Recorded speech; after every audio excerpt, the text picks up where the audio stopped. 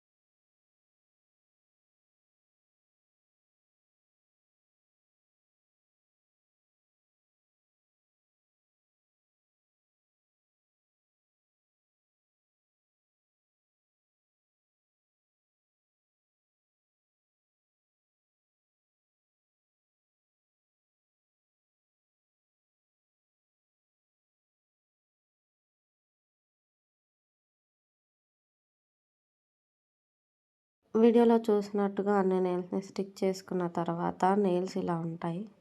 ఈ నెయిల్స్కి real look రావాలంటే ఖచ్చితంగా నెయిల్ పాలిష్ వేయాలి. నేను ఇక్కడ పింక్ కలర్ నెయిల్ పాలిష్ వేస్తున్నా. అన్ని నెయిల్స్కి నీట్గా నెయిల్ పాలిష్ వేయండి.